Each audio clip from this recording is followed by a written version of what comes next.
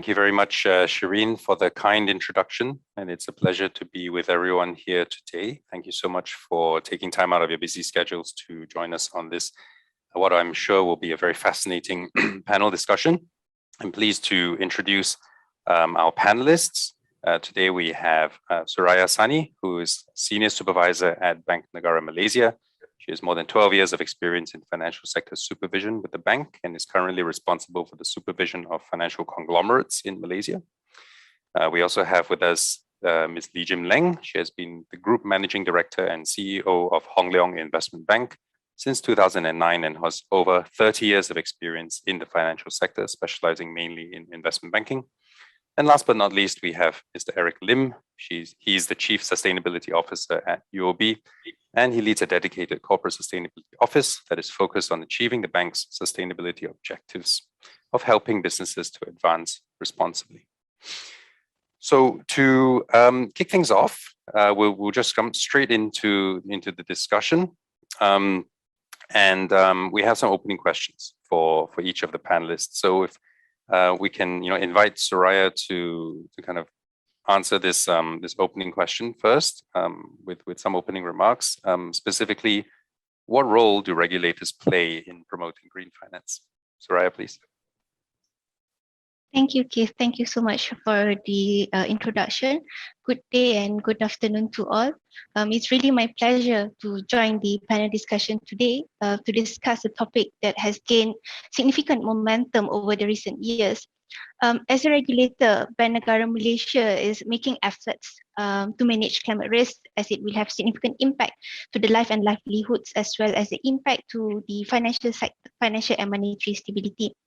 So our strategies aim to maximize transition benefits and minimize downside risk. Inclusive strategy is key for Malaysia as a developing country and economy to avoid macroeconomic and social dislocations. As we transition to a low carbon economy, so it's very important for us to adopt an inclusive strategy. Unlike the advanced economies, transitioning to a sustainable economy for Malaysia and other developing ASEAN countries actually involves a delicate balancing act and presents a complex set of governance as well as practical challenges for policymakers like Bank Negara Malaysia. There is a need for us to balance economic development and social implications against sustainability priorities to prevent premature exclusion or sunsetting of specific economic segments or industry and displacement of society, especially those in the vulnerable segments. So adopting advanced economic approaches and frameworks on developing countries will result in destabilizing consequences with damaging effects. In Malaysia, what we observe is that there's varying degrees of maturity and understanding among financial institutions. Practices in the financial institutions are still evolving. In view of this, we have not issued specific regulatory requirements or standards. This is mainly to give room for financial institutions to progressively develop.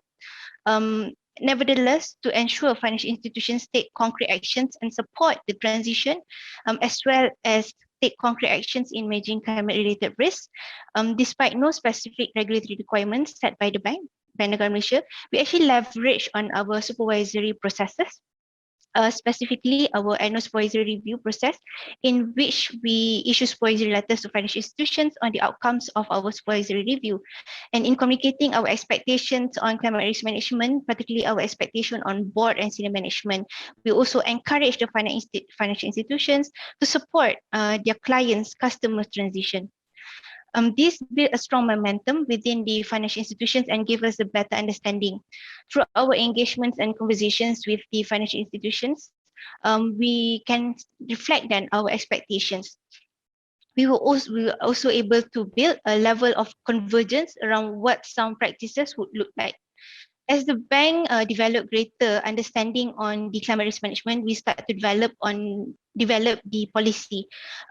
So last year, we actually issued the climate risk management and scenario analysis exposure draft. We also issued the climate change and principle-based taxonomy. To support effective implementation of policy actions, Bank Negara Malaysia continue to collaborate with Securities Commission Malaysia and the financial industry through the JC3 to ensure a cohesive response in managing climate-related risk in the financial sector.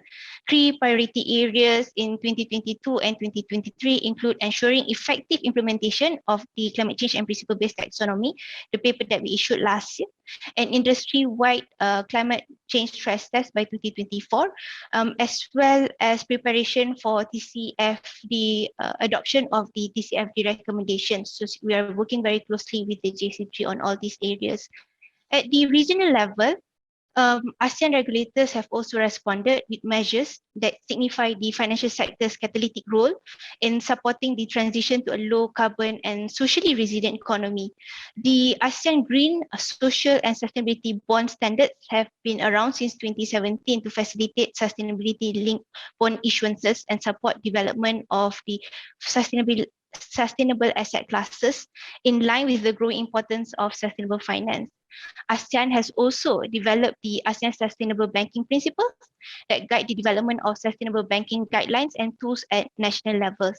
The most recent development is the release of the ASEAN Taxonomy on Sustainable Finance version 1 in November last year by the ASEAN Taxonomy Board. This actually marks a major milestone in promoting harmonious standards for classifying sustainable economic activities within the region. The ASEAN Taxonomy was developed based on the ASEAN narrative, taking into consideration the diversity in the level of development and economic structure among the ASEAN member states, as well as differences in transition paths. So when we develop that taxonomy, we do take all this into considerations. So the ASEAN taxonomy is unique in the sense that it consists of a multi-tiered framework comprising foundation framework that serves to meet all ASEAN member states. All economies can adopt the foundation framework, and the second level is called the plus standards, which is an advanced framework that is based on specific criteria and science-based thresholds. So the tiered approach is really intended to cater to the uniqueness of each ASEAN member state's financial system and transition path. While ASEAN's approach is unique, the ASEAN taxonomy is designed to be interoperable with other international taxonomies. This is expected to minimize the regulatory costs for businesses with multiple footprints regionally and globally. For example, in Malaysia, we have the climate change and principle-based taxonomy, which is aligned with the ASEAN Taxonomy Foundation framework. This is really to minimize regulatory burden to our financial institutions with regional presence. On top of that, Bank Negara Malaysia, together with CSAN, is also working very closely in developing training programs for the ASEAN regulators.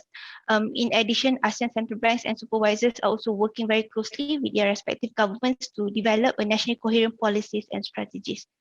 I shall pause here and pass back to Keith. Thank you. Thank you very much, Suraya, for that wonderful overview of what Bank Negara Malaysia has been doing in terms of climate risk management and green finance. I'm sure we'll return to you and to come back to some of the themes you mentioned. But for now, let's move on to Jim Leng. And for you, can you please tell us a bit about the role that investment banking can play in assisting corporations to embed sustainability into their strategies and businesses? Good morning, ladies and gentlemen, and good morning, Keith. Thank you for giving me the opportunity to speak here and share a little bit about the role investment banking can play indeed in the sustainability financing side. Now, just to give a little bit of perspective, I think sustainable financing in the ASEAN markets have actually certainly grown by leaps and bounds. Right, and just to give some numbers in perspective, I think the total issuance in terms of the sustainable bonds as of November 2021 actually touches 29.8 billion. And on that front, another $7 billion was actually specifically linked to the Sharia-based sustainability team issuances. And where does the role of investment bank play? I think if we look at the ACMF framework, which is the Asian Capital Markets framework, I think for sustainability, there were 4 priority areas that were being emphasized. And of course, one of it is really consistency of reporting and disclosures, which is what really that drives, because in investment banking part, right, investment banks are mainly facilitators for debt issuances and for sukuk issuances. So the key then is that how do we actually create an ecosystem that would be good enough for the investors and all the stakeholders bring about it into the same place, right, to actually grow this part of the finance. Therefore, in one of the priority areas, there is actually the emphasis on developing the sustainable finance ecosystem, right, bringing through all these stakeholders, and investment banks, I believe, can play a big role in building that ecosystem and bringing together the right kind of issuances to the investors itself. Now, of course, on the other side of the coin, where the investors are looking at is really some of the key areas are really looking at disclosures, because unless disclosures are harmonized, consistent in approach, it's very difficult for investors to really extract the kind of data they want to make informed decisions, to make the right kind of sustainability investments. So that's one of the areas that I think we should work towards in terms of the roles that investment banks can play in terms of developing that. And then, of course, we talk about raising awareness in some kind of new products that the investment banks can play, working alongside to look at building new product initiatives to look at financial inclusion. And I think that's also one of the initiatives that Negara has actually stated in our financial blueprint, to look at really improving inclusion in our financial system. And of course, the other parts is really building capacity. I think that's also one of the most important area in the earlier sessions that Dr. Yvonne Chia has also mentioned, that there is this pressing need to actually build talent and capacity in this industry, because as everyone is moving towards that agenda, I think there's definitely a need for capacity building and talent in this industry as well. So these are some of the key priority areas. And of course, I think what is important is that investors, of course, towards the growth and sustainability of this market in terms of green financing, it's important for investors, like we earlier mentioned, to be able to actually measure the degree of impact objectives, right? So Hong Leong, as an example, Hong Leong Bank, we recently issued 900 million AT1 green bonds. And just to give some color to that, how we actually run this bond transaction, we actually have a bond that actually caters to the ACMF standards together with the ICMA standards. So that again is also pre-reviewed by our rating agencies to ensure that our framework complies with it, and that sort of gives the initial confidence to the investors that this bond actually fits within the ACMF framework as well as the ICMA framework. And then in terms of the actual utilization of proceeds itself, there is a direct percentages applied to some of the sectors of the sustainability sectors that we want to develop. So it meets really the green bond standards that has been developed for ASEAN. Right. So definitely there will be percentages allocated to green financing, green building financing, renewable energy financing. And so these are the kind of impact measurements that we put into the financing. Of course, in Malaysia, we have not gone to that stage yet. I mean, ideally, that the continuing monitoring. I mean, these are all done at the prelim stage, before issuance. So the question then is that, do we then have a continuous monitoring for investors' confidence in the fact that the subsequent utilization? But then, of course, for Hong Leong, we've actually engaged a third party to actually review that as well. So in a way, it gives investors the confidence that really what we set out to do in sustainability in terms of the financing actually complies with the framework itself in the ACMF and ICMA frameworks. So these are some of the key parts. And I think in terms of the drive, I think increasingly you can see a lot more, like CIMB also recently issued about 201 million US green bonds that's aimed towards the UN SDG goals, right? So all these are part and parcel of where the market is going. And I think what is important is that the ecosystem needs to be started. And from our investment bank perspective, it's just like how we started the Sharia markets many years ago. It has to start, we believe, from all parts, right? The regulators to create a common system for everyone to look at in terms of Bank Negara, as mentioned earlier, the CCPTs, and also from the investor standpoint that they need to also embrace sustainability into their investment concept. I think we believe that the products will come to the market, but currently we are not seeing price discovery as of now. But we are actually moving towards that. Demand-wise, we are seeing a lot of demand and interest in green bonds. Yeah. So from that perspective, we believe really that investment bank can really shape the growth of this industry, just like how investment banking has actually grown the sukuk markets globally. And that is something that definitely, you know, as far as the ASEAN region is concerned, we will commit to grow that together with the international finance community. With that, I'll pass over the mic back to Keith. Thank you very much, Jim Leng. And absolutely, investment banks have this critical role to play, sitting in between issuers and investors, and helping issuers really understand investor expectations, in particular when it comes to green, social, and sustainability debt. But for now, let's turn to Eric. Jim Leng talked about some of this, the importance of green financing and products. So in your experience, has green finance been driven more by the institutions or by the customers? Thanks, Keith, and thanks for having me here. Hi, everyone. I think both Suraya as well as Jim Leng have touched on very good areas. So let me kind of share the perspective from that of a commercial bank financing the main economy, right?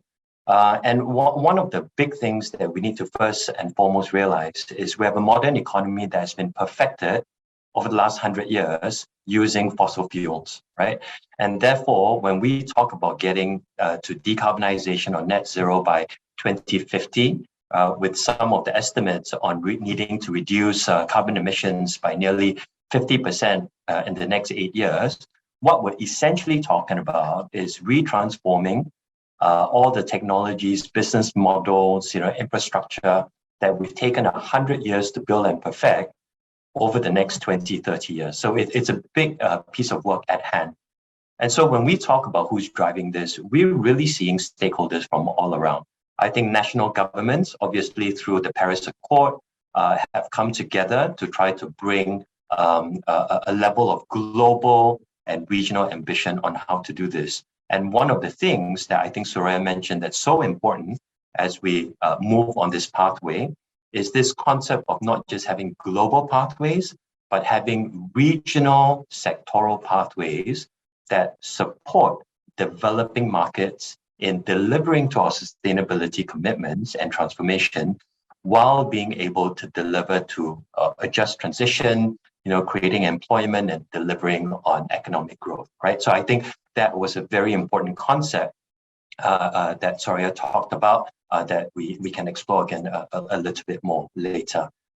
Now, in terms of green financing and sustainable financing, a bank like UOB were in a very privileged position because the financing we offer to our clients directly go into working capital, project finance, trade finance, whatever it may be, in supporting the direct business models or infrastructure build that our clients are executing too, right? And the way we go about this is obviously through sustainable finance frameworks, where we've got 6 of them now supporting green real estate, renewable energy capacity, water waste management, circular economy, green trade finance, right? And this is the way in which we execute to some of the client demand as they themselves come under some level of pressure, both from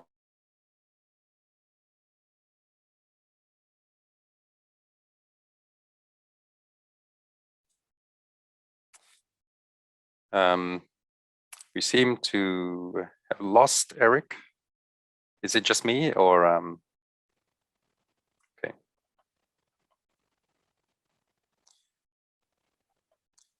Great. So I think maybe we will have to return to Eric once he is able to. I think I lost him too. Okay, great. Thanks for confirming. That's not just me. Let's return to Eric when he is able to come back. But in the meantime, maybe we can progress with the discussion a little bit by coming back to Jim Leng.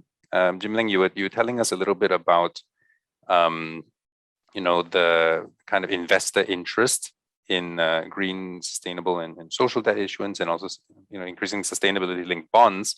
Can you tell us a little bit about what you're hearing from Asian investors and what you're seeing in the capital markets? You said there's a lot of demand, but are Asian investors becoming more discerning when it comes to investing in green bonds, or is it still the case that maybe they're just going for anything with label, and going for anything that complies with the ASEAN Green Bond Principles? I think you are muted, Jim Leng.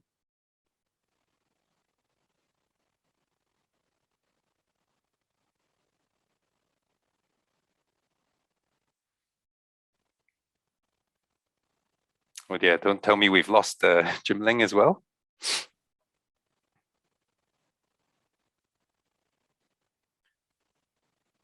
Okay, it looks like that might be the case. Let's see. Okay. Okay, in which case let's then go to Suraya and hope that Jim Leng and Eric respond, come back to us pretty quickly. Sure. Suraya, you talked about the climate change and principles-based taxonomy, or CCPT. Can you tell us a little bit about, we're about 1 year and 1.25 years on from the publication of that paper. Can you tell us a little bit about how FIs, financial institutions in Malaysia, have responded? How are they preparing to report? Sure. Okay. Thank you so much for the question, Keith. Let me start by saying that we've seen great progress. For your information, in November last year, to ensure effective implementation of the CCPT, we've actually under the Joint Committee Climate Change, Subcommittee 1, we have a subgroup called CCPTIG, which is Climate Change and Principle-Based Taxonomy Implementation Group. So this group consists of banks and insurance companies where they work together in making sure the implementation goes smoothly. So they share the challenges that they are facing and try their best to develop or come up with solutions to the challenges that they're facing. The reason why we have this CCPTIG is mainly because starting from July 2022, the financial institutions in Malaysia will need to report their exposure, their loan exposure, as well as investment exposure as per this CCPT classification. So to some extent, we've seen great development, we've seen great progress. In fact, they have actually developed a draft FAQ to assist the financial institutions in implementing the CCPT. I stop here and pass back to you, Keith. Great, thank you very much.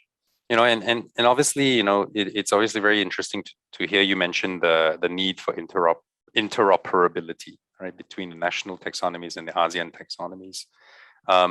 When we talk about the ASEAN taxonomy, obviously also very interesting to see the two-tier approach with the plus standard being layered on top of the foundation standard. And you talked a little bit about the plus standard, that they're exploring developing specific technical criteria. Is that something that is also potentially relevant for Bank Negara and also SC to explore developing technical criteria at the national level for Malaysia? How will that interface with the development of technical criteria at the ASEAN level? Okay, on that, as I mentioned earlier, it should be interoperable, and the thresholds, for example, that we plan to set at ASEAN level must be something acceptable at the country level as well. Maybe I can just briefly share with you on the overall framework of the ASEAN taxonomy, as well as how it's interoperability with other taxonomies in ASEAN. As you're aware, not just Malaysia, Indonesia, Singapore, and few other ASEAN countries have also developed their national level taxonomy. And during our discussion, we are quite clear in terms of the interoperability of the ASEAN taxonomy and how it's being applied together with the national level taxonomy. So like I mentioned earlier, when it comes to Malaysia taxonomy, the climate change and principle-based taxonomy, to some extent the SRI taxonomy developed by the Securities Commission that is aligned to the ASEAN Taxonomy Foundation Framework. For your information, under the ATB, there are 3 sub-working groups. Working group 1 looks at the foundation framework that work actually led by Negara Malaysia. Working group 2 is actually looks at the plus standard. That working group is currently led by Monetary Authority Singapore, and working group 3 is looking at customer facing, market facing. So that is currently led by Securities Commission Malaysia.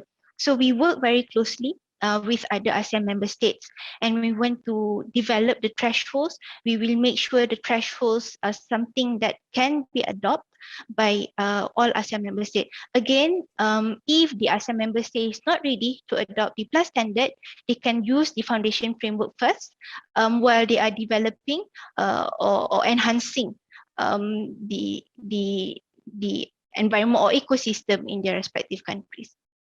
I pause here and pass back to you, Kev. Great, thank you, Suraya. So everyone, I've just been informed by the organizers that we will be taking a quick break while we resolve some of these technical issues. So we will be right back. Yeah, hang tight, and hopefully we'll be back soon. Thank you. And we are back. Welcome back, everyone, and sorry for that interruption. Obviously, it's Murphy's Law. What can go wrong will go wrong, but we're back. That's what matters. So we were just hearing from Eric, and it would be great to perhaps let Eric finish discussing his views on what is driving green finance. So Eric, I'll hand back to you. That's okay. Thank you. Keith, and very happy we're all back. Apologies for that little technical difficulty. So I think I was just starting to talk about the sustainable finance capabilities that the bank we were building in order to be able to support our customers on their main economy journeys, right? And so we've built 6 sustainable finance frameworks focused around building capacity on renewable energy, green real estate, green trade finance, circular economy, etc. And we're really starting to see 2 different speeds of capabilities within the client base. For large customers who they themselves are coming under some level of expectations from their institutional investors and their regulators, they have the capacity as well as the motivation to build their own sustainability journeys and are much more proactive in terms of figuring out what capacity, what infrastructure they're trying to build. And working with them, we're seeing a lot of demand there. At the same time, because we also take care of the small and medium enterprise companies, we find that with the SMEs, it's very important to provide seamless solutions in order to help them partake in the sustainability journey. And so from that standpoint, one of the things we found works very well for our SME customers is building these ecosystem plays. So for example, we've got 3 of them. U Solar for solar energy, U Energy for energy efficiency, as well as U Dry for the electrification of the transportation grid. And what we try to do within these solutions is bring together the various companies that will provide these solutions, kind of package them with the financing that the bank can already provide, and then bring that to an end customer or company, so that it makes it really easy for them to just adopt these solutions rather than have to run around and construct their own ecosystem as well, right? Now, one of the things Jim Leng mentioned was the increasing demand, and we definitely see that. Just for our own book, the green and sustainable finance portfolio has tripled in the last 2 years. And if you compare that to conventional loan book, the conventional loan book has grown, slightly under 10%. So you can really see that there's a lot of demand for this. One of the things I'll just quickly share before I hand it back over to you, Keith, is even on the investor side, in terms of sustainability theme investors, you can see a lot of demand there as well. At the beginning of last year, we issued our inaugural sustainability bond, and we tapped the European as well as American markets for $1.5 billion US, right? And number one, it was oversubscribed, so there was a lot of demand. Number two, we saw that 60% of the investors who finally got allocation were sustainability themed investors. And I think that's a very important trend for us to recognize, is that within the developed markets, there is a lot of capital and liquidity that is trying to find a way towards the right type of green assets, sustainable finance assets, and increasingly transition finance assets. So, as we progress on our work, either as regulators, as investment banks, or as commercial banks, one of the critical roles we play is how to connect East and West, or developed to developing markets, to be able to unlock a lot of that capital from where it exists to where it needs to go. And so, a lot of what Suraya as well as Jim Leng had mentioned resonate with me as well. Back to you, Keith. Thank you so much, Eric, and great that you can pick back up so seamlessly from dropping off just now. Maybe just since you're talking about the investor demand, maybe let's just come back to Jim Leng. And Jim Leng, this was a question I wanted to pose to you earlier on.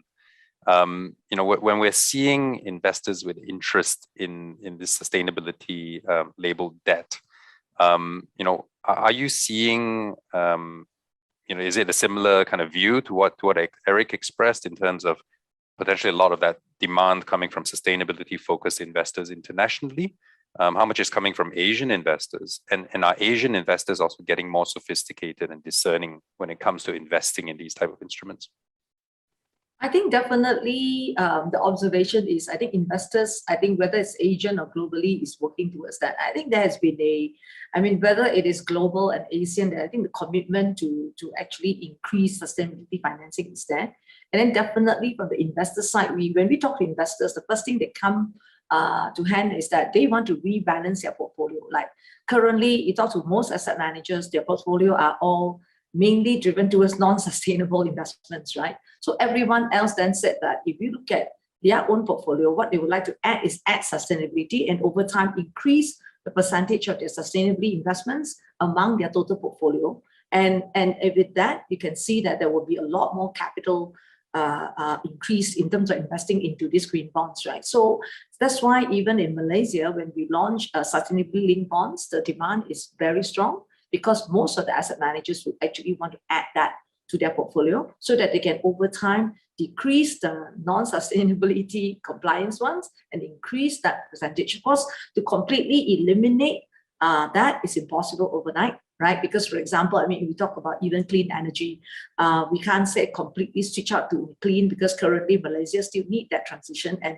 so it has to be a goal to reduce it and increase the clean energy side rather than completely remove that. So but most investment banks are trying to achieve that balance as well. That means increasingly helping the fund managers move towards that direction to increase the sustainability percentage into their asset allocation. Yeah. Back to you, Keith. Thank you, Jim Leng.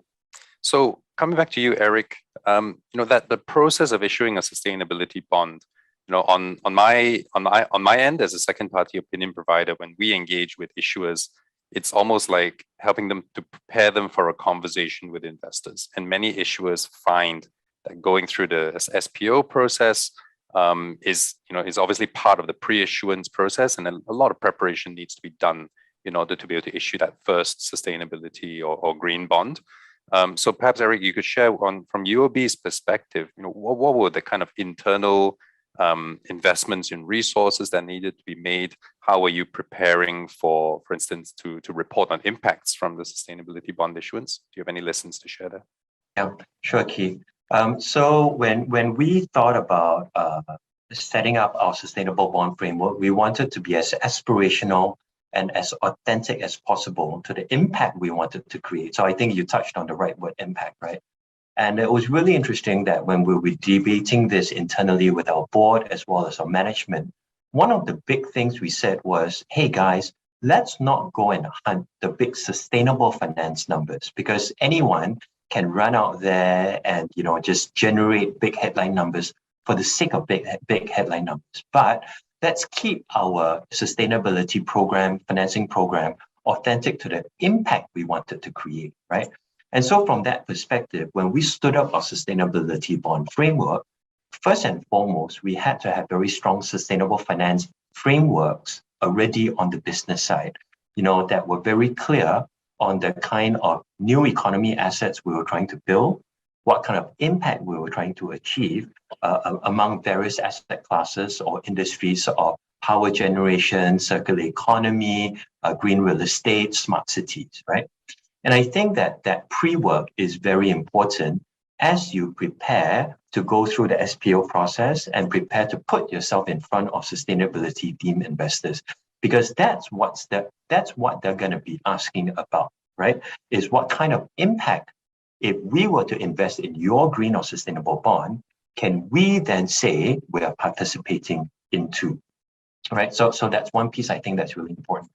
It also then leads to a second conversation that Suraya mentioned a little bit, which is when we think of taxonomies that therefore guide the use of proceeds of these issuances, those taxonomies need to be able to withstand, number one, a high quality bar first, and second, need to increasingly gain global acceptance, right? And one of the difficult pieces of work that is important that we need to focus on over the next couple of years is how do we take something like the ASEAN Taxonomy, how do we take something like the regional pathways for ASEAN and make sure that the institutional investors in the developed markets are able to understand as well as invest into them as well. Because the predominant taxonomy that the world is working with right now, as well as where the developed world institutional investors are focused on right now, is the EU taxonomy, right? And if we're not able to bridge, the CCPT or the ASEAN taxonomy with the EU taxonomy and be able to come to this harmonized global recognition of the different speeds that are required, then one of the things we're going to end up with are taxonomies that move liquidity only within a region that recognizes its own taxonomies. And that would be subscale, right? And so I think that's an important lesson that as we went through the process, we realized our European and American investors, they have taxonomies they recognize, and we need to expand those taxonomies that they can recognize and use to invest. A second thing that we realized with our investors is green or climate is very well understood at this point in time. So anything that uses the language of scope 1, scope 2, scope 3, in line with the EU taxonomy that they're very familiar with, no problem, right? But because we wanted to make our sustainability bond broad-based in its impact, we also had social aspects in there. And one of the things as a lesson learned is with some of the social aspects, institutional investors may not be as confident or as skilled in a set of social metrics that they're comfortable putting their money against, right? And so there is work that needs to be done to continue to develop beyond climate metrics, social metrics or nature-based type metrics. And that's where, work like the TNFD or, social loan frameworks become critically important. So these were a couple of the interesting lessons that we learned as part of our sustainable bond issuance that, we'll continue to bring with us that I'd love to share. Thanks, Keith. Thanks, Eric, and very glad you touched upon social. I think it will be great to return to that theme at a later point in this conversation. But before we go there, coming back to you, Suraya, clearly, I think when you talked about what Bank Negara is doing, a lot of it is focused on climate risk management, and rightly so. Obviously, investors and financial institutions should be very much paying attention to climate risks. And we see the climate change and principles-based taxonomy being, because of the kind of the reporting focused requirement there, it seems to be positioned as a risk management instrument as well. But I'm curious, to what extent does Bank Negara also see the taxonomy as an instrument that can help to support additional green finance issuance? And to what extent do you kind of see this as a tool to protect against greenwashing? Okay, thanks, Keith. On that, why we start with climate change, because climate change is the critical issue that we need to address as soon as possible. But to some extent, if you go through our CCPT, under the do no significant harm, we do have a part where we say the activity must not cause significant harm to the broader environment. So to some extent, we do cover the broader environment as well, not just climate change. But reducing GHG emissions and increasing resilience adaptation is something that we feel is an area that we must focus on while we develop the other parts, which is the biodiversity, for example. So with regard to your question on greenwashing, so greenwashing is actually a big word for us. We do not want anyone to do greenwashing. Hence the reason why we have the transitioning category. So to some extent, based on our observation, companies or FIs, they are not greenwashing, but they are amber washing or even brown washing, because majority of the economic activities are now classified under the transitioning and watch list. So what we really like about it is that when these activities are classified as transitioning, FIs are expected to assist their clients to transition to green. So that conversation will start, and we expect after a few years, it will transition not just from climate supporting or transitioning, from climate transitioning, but it must meet the climate supporting to some extent. So when the conversation start, when the validation start, I guess that's where we can reduce the greenwashing risk. I pause there and pass back to you, Keith. Thank you, Suraya.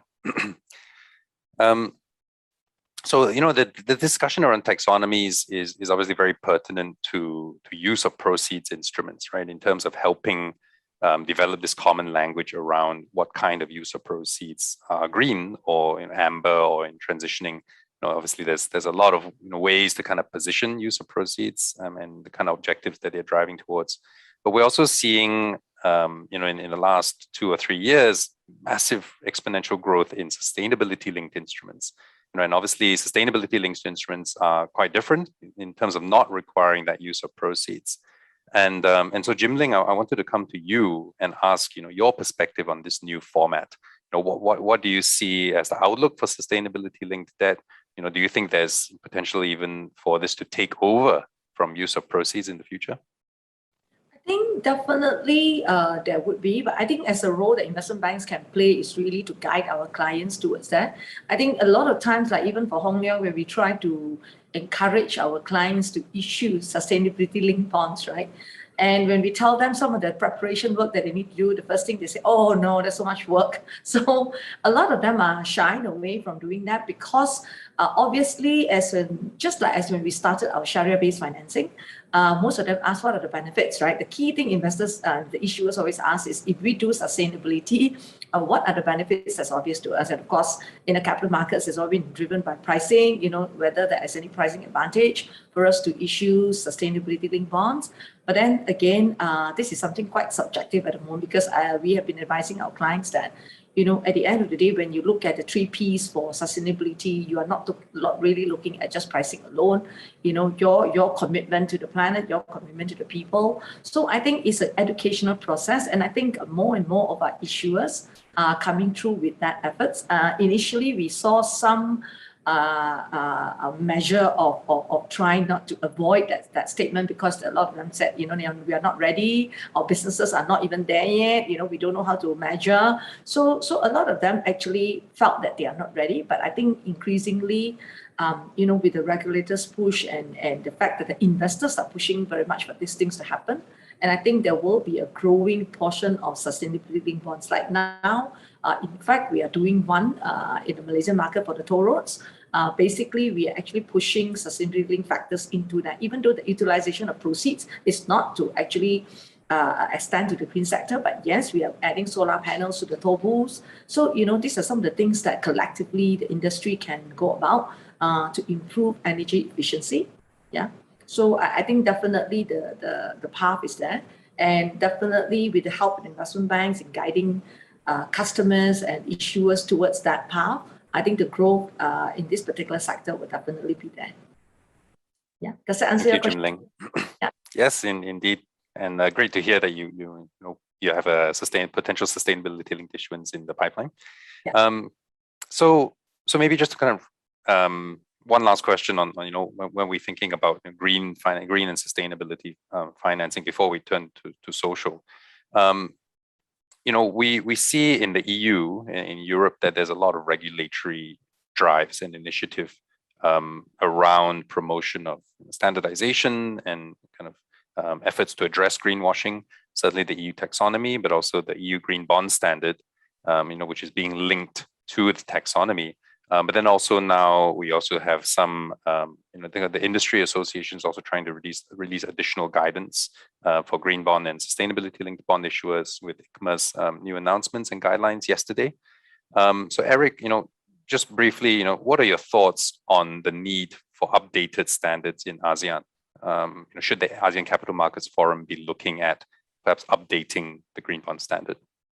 Yeah, so I think when we think about standards, there are two major things we're trying to address, right? So the first thing you want to do is set the minimum hygiene standards such that there's no risk of arbitrage, no risk of bad players, because that would obviously detract from the effort. So, one of the things that we were just talking about was the development and the increase in demand of things like sustainability-linked bonds or sustainability-linked loans, right?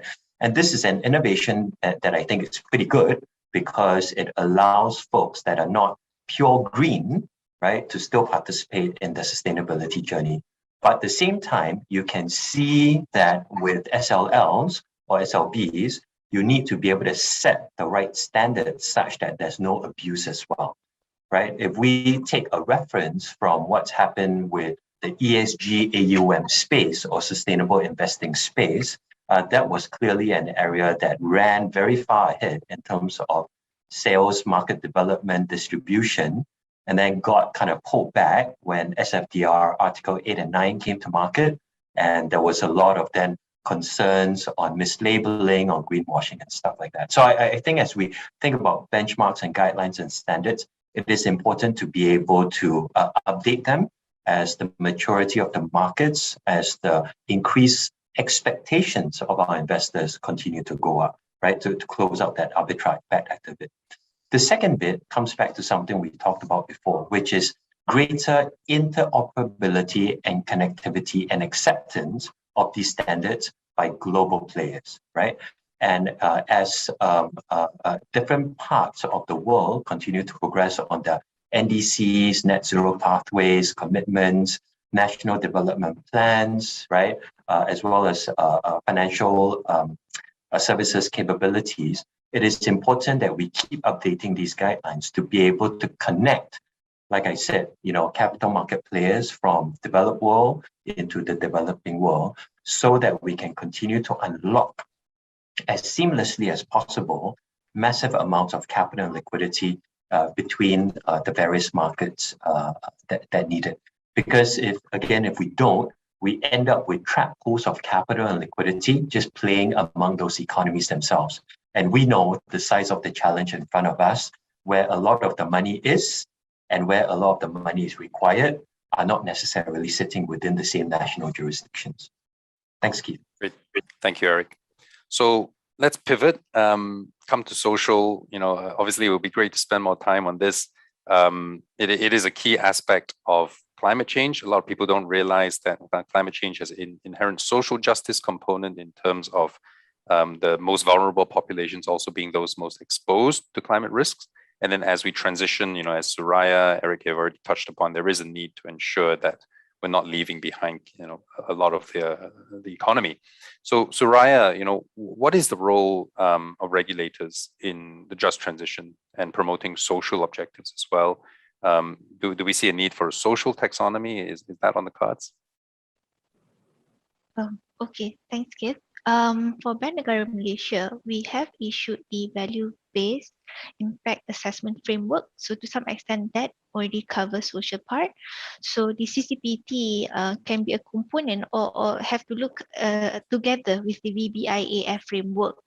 With regards to whether Asean Taxonomy, for example, whether we cover social, this is something that we've been currently being discussed. We are exploring, as you rightly mentioned, social is a big thing.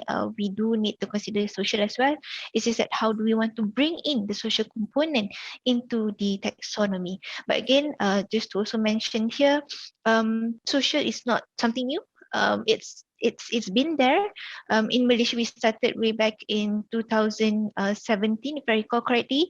It's just that now enhancing it and making it, I would say, clearer. Yeah. Thank you, Suraya. And Eric, what kind of innovations in financing do we need to be able to more effectively finance the just transition? And I have to ask you to kind of keep it brief, because I also do want to ask Jim Leng about, where investors, what is investor appetite for these kind of investments? Yeah, 2 words. For just transition, we need clear transition finance that's acceptable, right? And that's how we can take the existing economy assets, be able to figure out how to finance the decommissioning of them and finance the recommissioning of new world assets that are net zero. So I think when we think about just transition, that's one piece that's very important. When we talk about the social aspect of just transition, we have to focus very heavily on employment, because we know, right, at an economic level, if we can generate employment, then a lot of social issues begin to address themselves. And then the last bit is just similar to what Suraya mentioned just now. As we work on various pieces of financing, whether it's green, sustainable, or conventional, this whole concept of do no harm, right? We've got to build it into our framework so that we don't inadvertently cause harm, even as we try to do good. Great, thank you, Eric. And Jim Leng, last word. What are we hearing from investors currently? What do we need to get more investor appetite in terms of financing just transition and social objectives? I think social impact bonds, in fact, Malaysia actually was one of the key pioneers as well. I remember Kasana did one as well. I think the key to social impact is that the measurement standards, right? I think a lot of people ask, if I invest in the social impact bond, how do I see the KPIs? What KPIs do you set? I mean, a lot of people think of social impact as just charities. I mean, the key was that, because a lot of times when it channels down there, the question is really the measurability of the impact, right? So currently, I think what we really need to do is really, from the investor's perspective, how measurable are these standards? And when they invest, like some of the things that Eric had asked, also answered during his session, is that investors really just need to know, really, that did that have an impact, right? Because again, social impact is even different from the green, because in a way, easier to say when you have a green building, you know exactly what you're targeting.